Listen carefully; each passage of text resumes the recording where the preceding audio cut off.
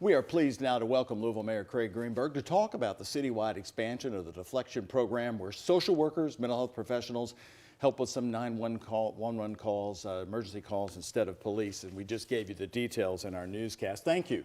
Great to be here, for accepting our invitation to come in. So this started as a pilot program in the 4th District for LMPD, which, if folks don't know, that's South End, Old Louisville, Germantown, Smoketown. Right. What did you discover? How well did it work? How many calls were they getting? Well, over the past year, today we're celebrating the 1-year anniversary of the program and an expansion of the program. And in the 1,200 calls that we received, what we saw was we were able to help people who were having some distress that didn't require a police officer, where a mental health professional could better address their need. In fact, there were over 300 times that no one was needed to be sent out on the 911 call. We were able to handle that person's emergency just over the phone. So not only were we providing better services to the individual in need, but we're also able to keep our police focused on preventing violent crime, which is our main priority. Back to that point you just said, I found it very interesting in your news conference because you've teamed with 7 county services, right, which will send a mobile crisis team actually to the home. Correct. But in this case, that didn't have to happen a lot. That's right. Oftentimes when when a trained mental health professional is able to talk to the person in distress, they're able to help de-escalate the situation, talk to them about the crisis that they're currently experiencing, and help provide them with direction to services that they're in need for, and de-escalate and address the situation just via the phone, which is great. So deflection does a couple of things. Removes police to free them up to go to other crime calls that are coming in. Have you actually seen that happening? Have you seen examples of where this actually took place? Well, I talked to Sergeant Oberhausen today, and she was telling me about an experience she had where she actually went out with a mental health professional on a run. They addressed the situation. The mental health professional was able to stay while she was able to leave, and it turned out that was very important because shortly thereafter there was an armed robbery that took place, and she was able to address that. She would have been on the previous run had it not been for the other individual from 7 counties that was dealing with the person who made the first call that was in distress. So it works out really well. Something you said at the news conference, that some people are actually calling 911 now and asking for the deflection program, not police. Really? That has happened, which is great. People that have all sorts of needs. It's not always a violent crime crisis what people are calling 911 for. Our biggest issue is we want to expand this program.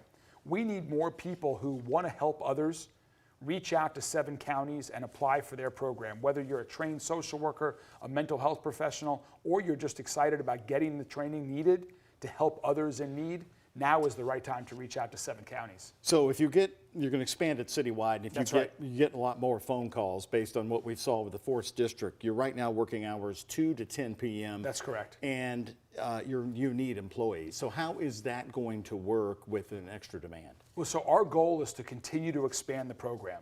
In the budget proposal that I present to Metro Council in a couple months, I will propose adding more funds, but it's not just funds. Like many other professions, social workers are short with people right now. And so if people are interested in helping others and want to be a part of this, reach out to 7 county services. So this program, I remember, the initial idea came out of the Breonna Taylor settlement with the family, and then it was mentioned specifically by the Department of Justice as in the pilot stage.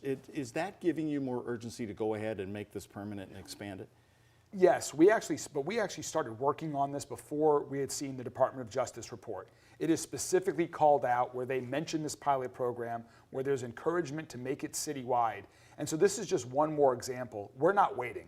We're taking action. We're taking action to improve and reform LMPD, to have our organization be a model police department for all of America. And this is just yet one more example that we will continue to roll out new reforms and improvements for LMPD and for our city. So as you're making more big announcements related to the DOJ, I know you get asked this a lot, but I do want to ask you, of course, settling down LMPD with a permanent leader is very important. Are you going to give Jackie Gwen Villarreal the job as permanent chief?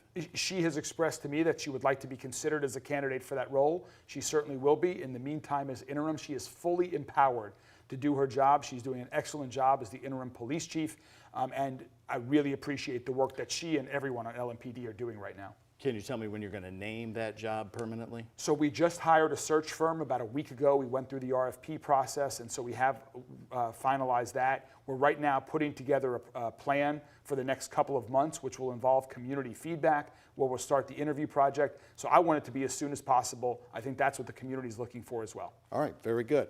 Mayor Thanks, Craig Doug. Greenberg, thank you very much for details on the deflection program. Now going to be expanded citywide as announced today. Ben?